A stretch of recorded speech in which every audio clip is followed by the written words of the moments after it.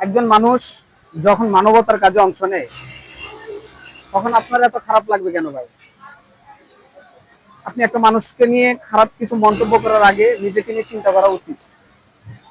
যে মানুষটা বর্তমানে বাংলাদেশের ভিতরে 1 নম্বরে আছে মানবতার সেবা দিতে গিয়ে, সেই মানুষটাকে নিয়ে আপনি খারাপ মন্তব্য করতেছেন। এতে করে আপনার তো কোনো লাভই নাই, আরো 2-4 জন মানুষের যাদের উপকার করতে তাদের আরো ক্ষতি করতেছেন আপনি। দুনিয়াতে কত রকমের মানুষ খারাপ কাজ করে টাকা কামাইতেছে, আপনি সেগুলাকে নিয়ে কথা বলেন না। ওই বেচারা মানুষকে 10 টাকার সহযোগিতা করতেছে, আপনি সেটাকে নিয়ে কথা বলতেছেন কেন ভাই? আপনারা তো জলে কেন? হ্যাঁ, আপনারা অবশ্যই বুঝতে পারছেন আমি ব্র্যান্ড মেসেজ জুয়েল ভাইয়ের কথা বলতেছি।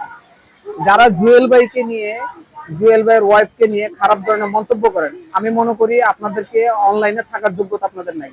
আপনি যদি হাজার হাজার কোটি টাকার মালিক হন, আপনি ওনার জায়গায় যেতে পারবেন না। ওনার যে মানবতার দৃষ্টি, ওই দৃষ্টিভঙ্গি পর্যন্ত আপনি যেতে পারবেন না। নিজেদের চরিত্র পাল্টান, নিজেদেরকে একটু বদলাতে চেষ্টা করেন। পারলে আপনার যদি সক্ষমতা থাকে আপনি নিজে ওনার মতো করে মানুষের সেবা করে দেখায় দেন ভাই। মানুষকে নিয়ে খারাপ মন্তব্য করেন না।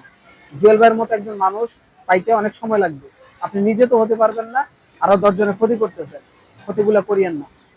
আমার ভিডিওটা যদি খারাপ লাগে, আপনার থেকে যদি আপনার মনে কষ্ট জাগে, আমাকে ক্ষমা করে দিয়েন।